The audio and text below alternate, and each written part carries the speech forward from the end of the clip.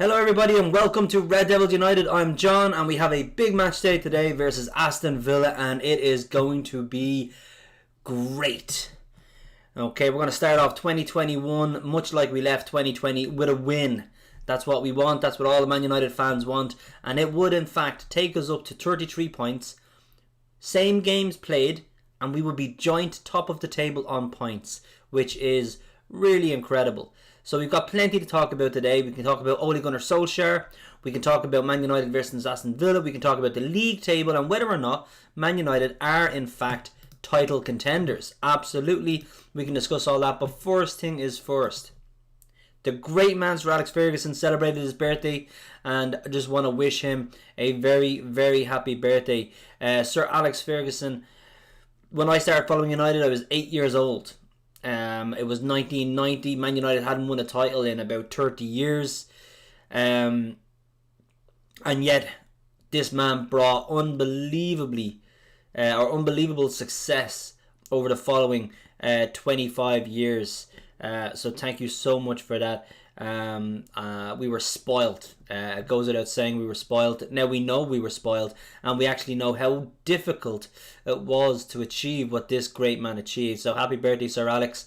I hope you'll be watching the game today, and I hope you'll be sitting there seeing United go level on points with Liverpool. But going back to the game, as we discussed, it is a big match versus Aston Villa. There is a lot on the line today. We have a chance to go second in the league. Now, you can say what you want about United's shaky start. I mean, the title to this, or the description to this was, can Man United, win the league? Can we challenge for the league? Now, there are two things you've really got to think about. Can Man United challenge for the league? Absolutely, we already are. We're the closest challengers to Liverpool, and we're nearly at the halfway point. We're roughly 3 games off the halfway point. We are challenging. We are the closest team to them. So can we challenge? Absolutely, we are. But will we still be challenging come April, come May? That's a different story, and that's anyone's guess.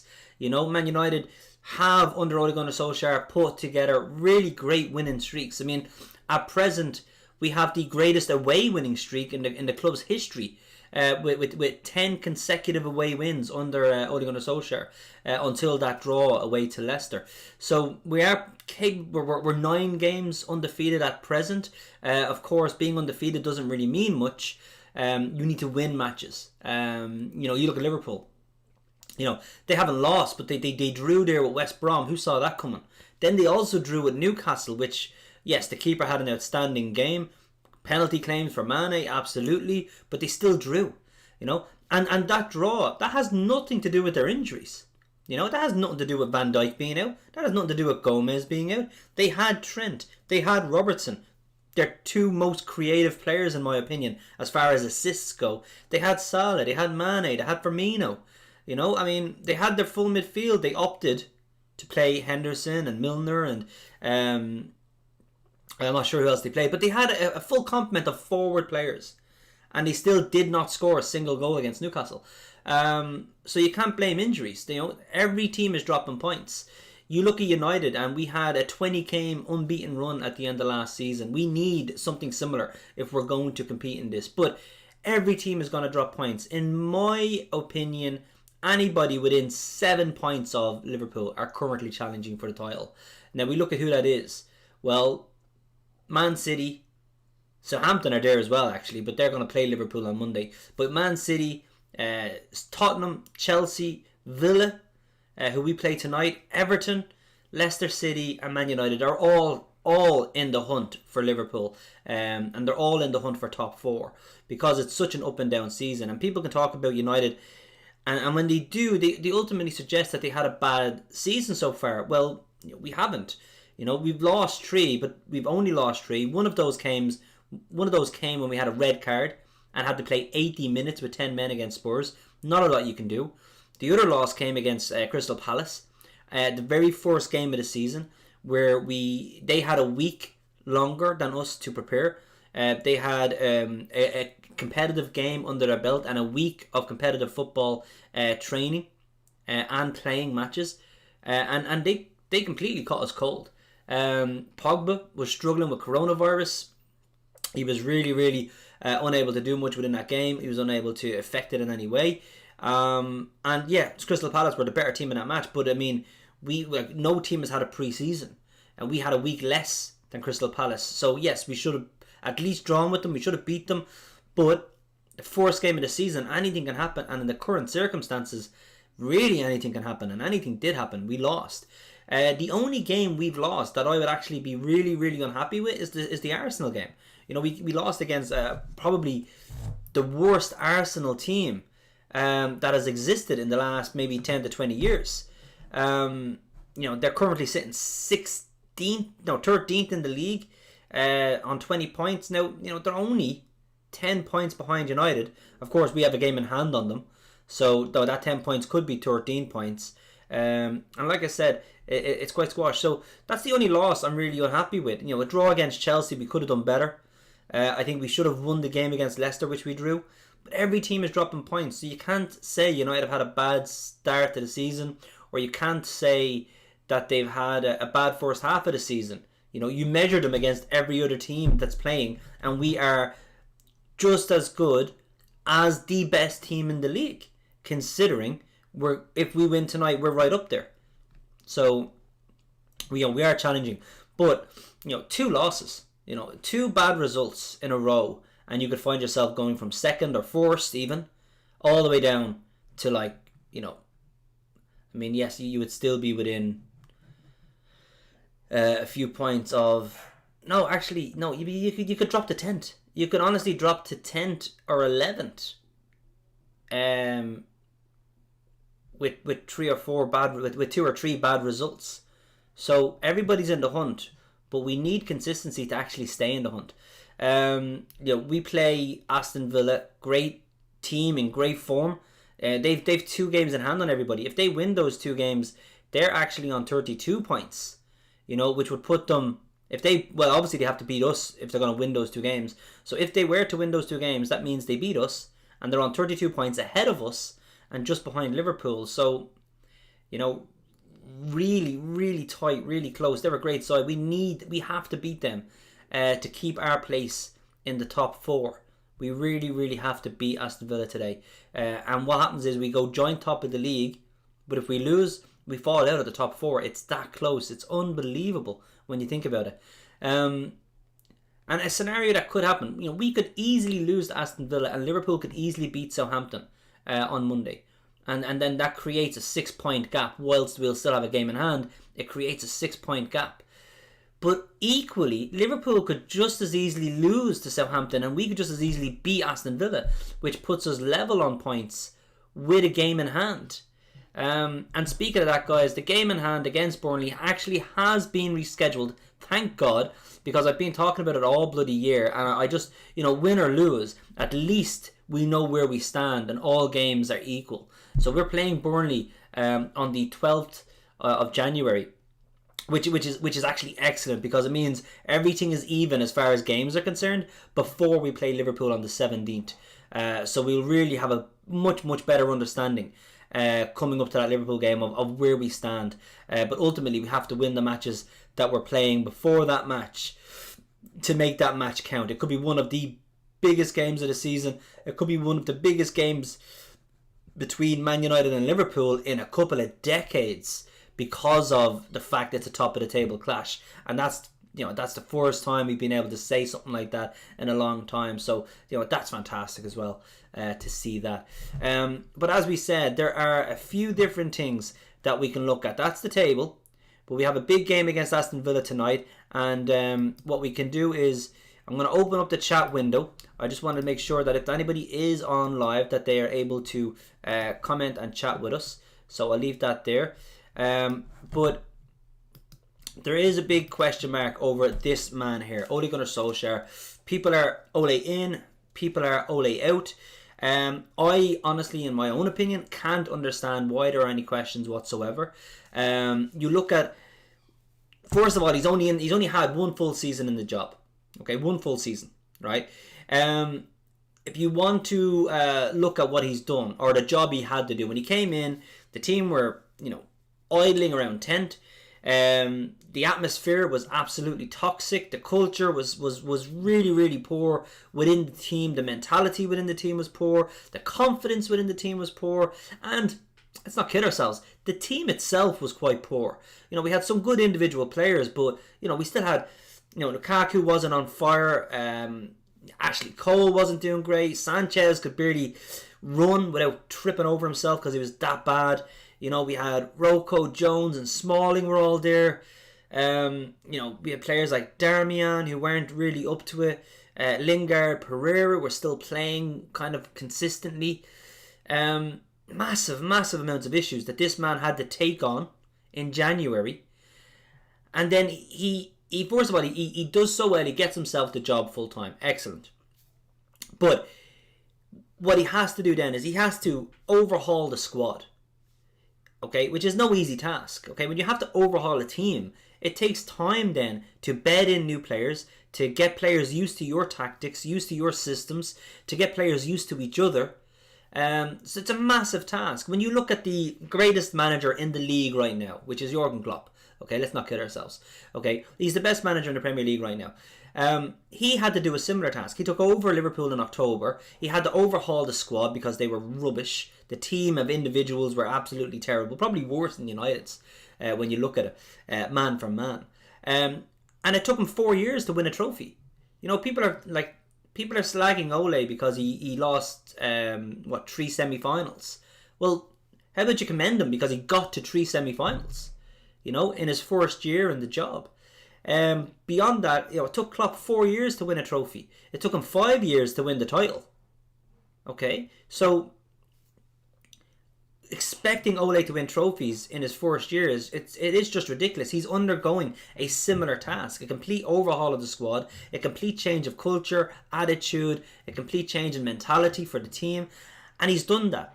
Okay, in 1 year, in 1 full year on the job. Okay, or 2 calendar years that he's had, he has gotten rid of upwards of 10 to 13 players gone. Right, Darmian gone, Rocco gone. Now some of these are still in the squad, but they don't play. Jones gone, Smalling gone, Sanchez gone, Fellaini gone, Lukaku gone, Herrera gone, Darmian gone. So many players, Ashley Young gone. He's gotten rid of them. And when you look at the squad we have now, in my opinion, it is actually one of the best squads in the league for depth. We might not have the best front three in the league. I think Liverpool can retain the rights to that. But when you talk about strength and depth, we have Martial and Greenwood and Rashford. First of all, they're the youngest three in the league at that level. And then Cavani as well. Midfield, Bruno, Pogba. But then you've also got, Van der Beek, Matic, Fred, McTominay. There's loads of options there, loads of strength and depth. And I think that's a credit to him. We got rid of lots of dead wood. And now we actually have proper strength and depth within the squad. That in itself is an achievement. To build a squad of confidence, but also with depth in 2 windows. Like he had, technically he's had 3 windows. He had a summer, he had the January, and then he's had another summer. We're coming up to his 4th window. We'll see if we do any business, but it's very hard with COVID and all the kind of financial restrictions on clubs at the moment. But he's done a great job getting rid of a lot of dead wood and building a good squad, a good enough squad to compete for the league, all within 1 season. So that in itself is a huge achievement, if you ask me. And even in his 2nd year, he has a chance to win a cup. He could win the League Cup, the FA Cup, the Europa Cup, and we're currently competing for the league itself. I think doing that within only his 2nd full year in the job is actually amazing. People that want us to, we have to win the Champions League, or we have to win the FA Cup, or we have to win the league. At this time within his 2 years is absolutely ludicrous. It's complete nonsense to even have those expectations. You're not living in reality if you expect that. And if you call him a flop because he doesn't achieve that within 2 years, it's absolute and utter nonsense. You've got to give these guys time. That kind of mentality would have seen Klopp fired after his 2nd year. I mean, Liverpool wouldn't have achieved any of the heights that they have over the last 2 years because of that. He hasn't won a trophy in his first 2 years. He hadn't won a trophy in his first 3 years, in fact. And you can't expect that. Arteta won a trophy in his first year, but winning a trophy, I'm not saying with a league, absolutely not, but with a cup, there's a lot of luck involved winning a cup. You're winning single games. You're playing a team once. You may be avoiding really good teams who get knocked out. Winning a cup it's difficult, but it's not a brilliant measure of how far a club is growing or progressing. It's excellent, and everybody wants to win trophies. It helps create a winning mentality within the squad, but it doesn't give a defining measurement on how well that squad is actually growing itself. Arsenal found themselves, only last week, before a couple of good wins, they were 15th. They were closer to relegation than they were Man United. Unbelievable fall in form. Their squad, their 11 is not great, but their depth in squad is really not good. And yet they won a trophy. So, what do you want? Do you want to win a trophy? Or do you actually want to build a team capable of sustained success over a period of time? Because that's what Ole is trying to do. And I completely back him in that. Does he make mistakes? Absolutely. I cursed him for playing 7 defensive players against RB Leipzig. I cursed him for certain changes that he would make within a game. Okay, because you don't want to see mistakes, but everybody makes them. Every manager makes mistakes. We're currently ahead of Pep Guardiola and Manchester City. So he's obviously making mistakes. Frank Lampard's team is making mistakes. Ole makes mistakes, and what you hope is that he learns from them, and then he goes on to better himself as a manager as he continues to grow. That's what I would be hoping, to be quite honest. This guy has helped Ole a lot, but that's why he bought him. He brought in Bruno Fernandes in January, and he has been probably the best signing Man United have ever made in their history as far as a single player having such an impact on a team and a squad. He has reached more goals and assists than any player in the history of the Premier League in the time frame he's had. So in the year, I think he came on board around the 28th of January. But in the 11 months he's been with United, he scored more goals and assists than any player in the history of the Premier League did in that same time frame. He's been absolutely incredible. And his mentality, his leadership is also added to his quality. So he's helped Ole massively.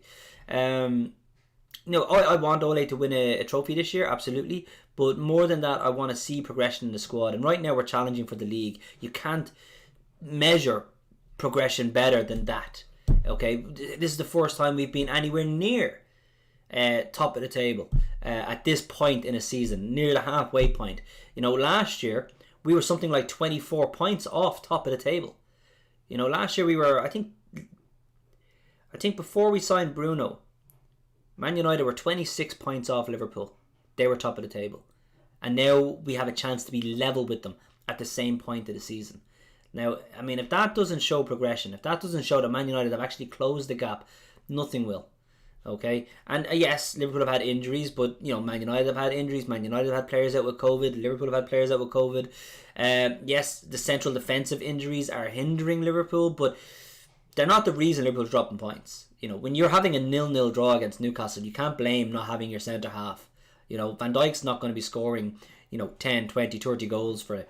If you're relying on your centre half to score you goals, then you've probably got bigger problems than the fact he's injured. So we're competing. There's a big gap there, and it's definitely a positive for Ole Gunnar Solskjaer. So to all the Ole out people, take a breath. Okay, think to yourselves, what kind of job this guy had when he took over, and look at everything he's doing. Has he lost matches? Absolutely. Will he lose more matches? Of course.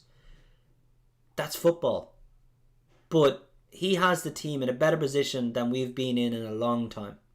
And even when Jose Mourinho got us second, we were nowhere near City, who are top of the table. We were second, but we weren't challenging City in that particular season. When you look at where we are now, we are challenging the team above us.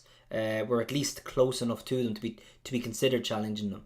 So there's a lot involved in that. Now we have a big game tonight, guys. As we've mentioned, Man United v Aston Villa. It's a huge must-win game. Not only because we want to stop them leapfrogging us, but we want to go level on points with Liverpool. We want to keep the pressure on Liverpool, because if we allow them, if we drop points and ease that pressure, there's a good chance they go to Southampton and they get a result. And then we find ourselves falling further and further back, and they're building a bigger and bigger gap between us and them. And we don't want that. If we beat Aston Villa, if we maintain that pressure, that could build and cause Liverpool to drop more points than maybe they normally would have.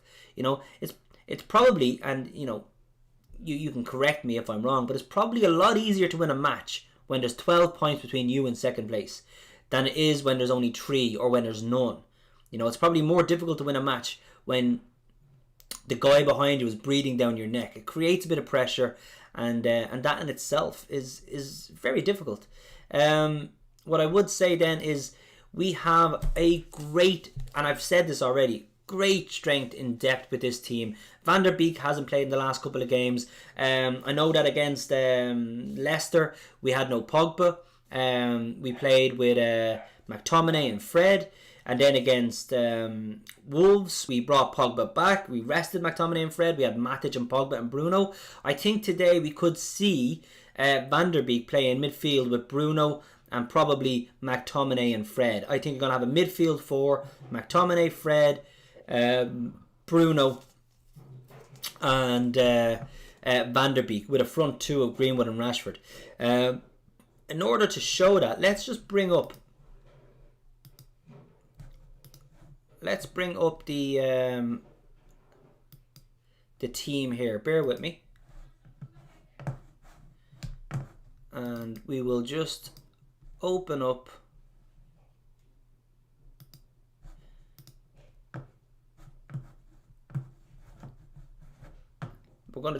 the team selection. I'm going to try and just bring it up here very quickly. It'll just take a moment. And we'll have a look at what the 11 is going to be. Now, obviously with Man United, it's hard to pick what formation they'll play, let alone what players will play in each position. Like I said, great strength and depth, but it makes it really difficult to pick the possible team that's going to play. I'm going to attempt to bring in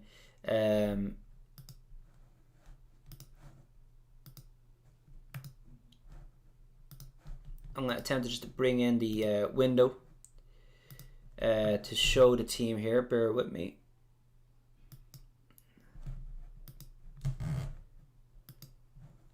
Okay, we have it here. So I'll just throw it down here.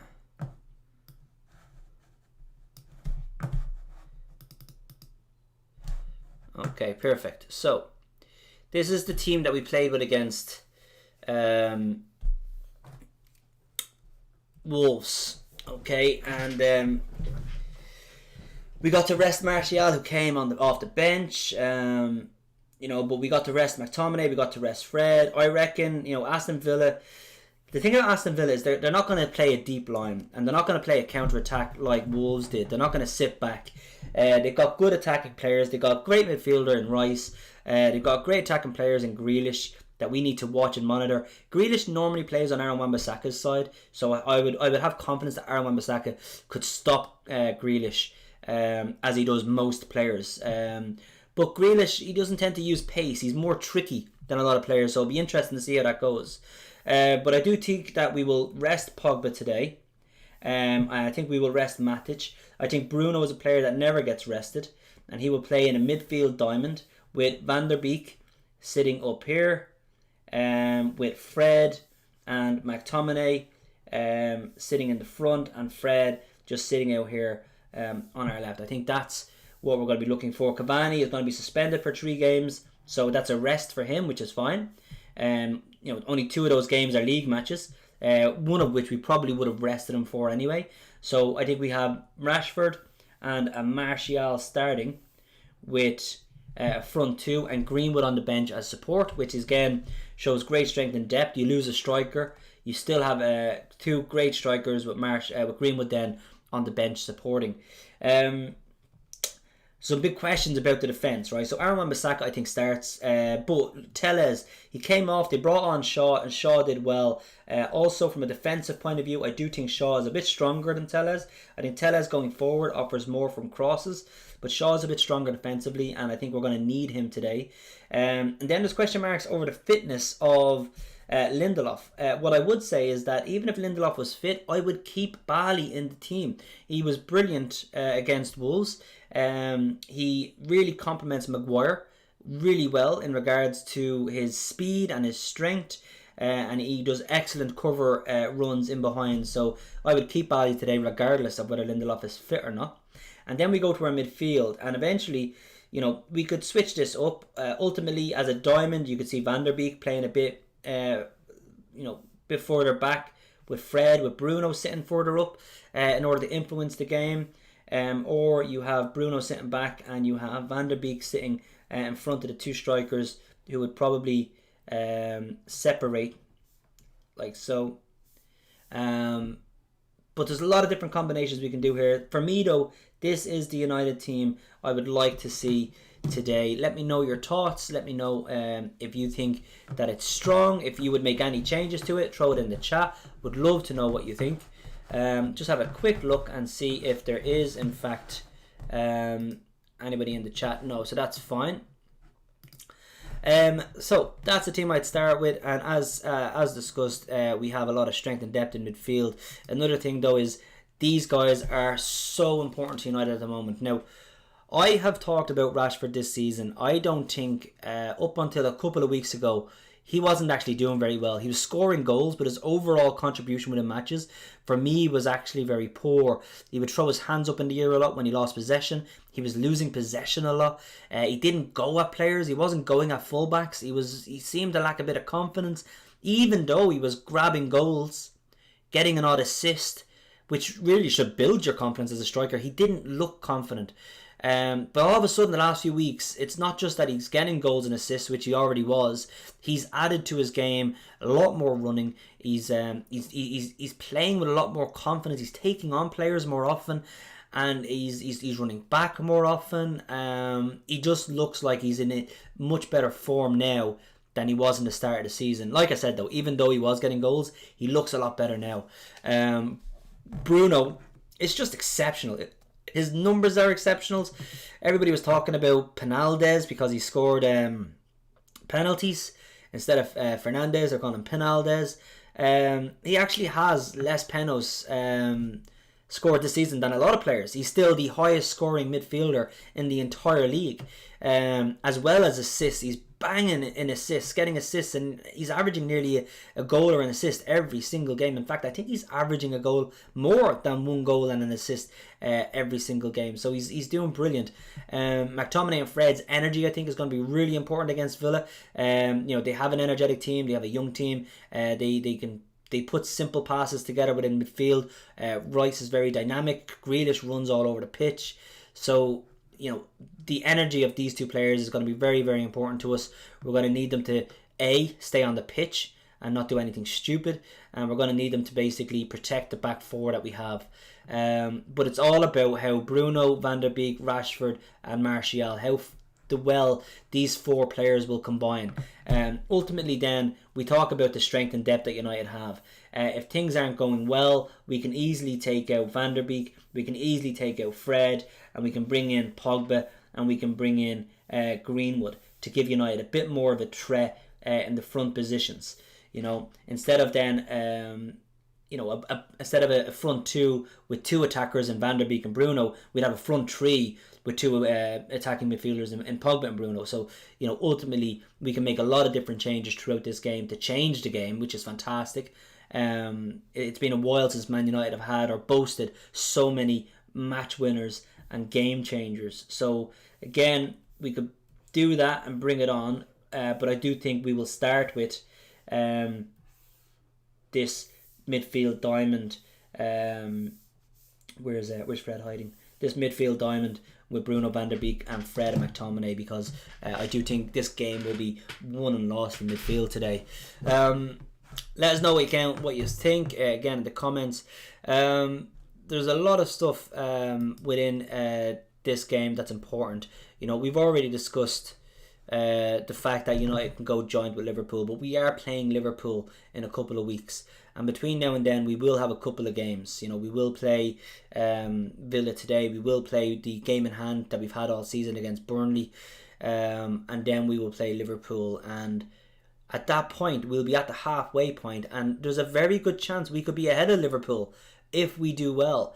There's also a very good chance we could fall out to 6th or 7th if we don't. So really everything is on the table at the moment, and fingers crossed we find some success over the next few weeks. Guys, I'm really looking forward to today's game. I want to thank you all for watching. Please like, subscribe, share with your friends. Any fellow Man United supporters you can follow on Twitter. It's at red_devils_show. So follow on Twitter, have a bit of banter, let's discuss proper football. By all means, please like and share and subscribe to the YouTube channel and build a community where we can, discuss everything that's going on. I'll have the chat window open. We will see a bit of banter in the chat window. Your chats will always be read out. We will discuss them. I'll always answer any questions. But look to build in 2021 a great community of Man United fans and fans in general. Fans of other teams, more than welcome. We can have polite, friendly banter, but it's always good if we can get people subscribed so that we can actually enjoy the videos together. Listen guys, I'm going to leave it there. I do want you to enjoy the game tonight. Let's hope we get a win. After the match, 10 p.m, we will have a post-match reaction. So please join me live for that. Until then, have a good one. Glory, glory, Man United! Glory, glory, Man United! Glory, glory, Man United, as the Reds go marching on, on, on! Welcome to Old Trafford, it's The better of our dreams, The power and the glory of the shepherd end will sing. The lusty boys will take the pitch to marching at their feet as the Reds go marching on, on, on. Glory, glory, Man United! Glory, glory, Man United! Glory, glory, Man United! As the Reds go marching on. This shirt belongs to you. Always has, always will.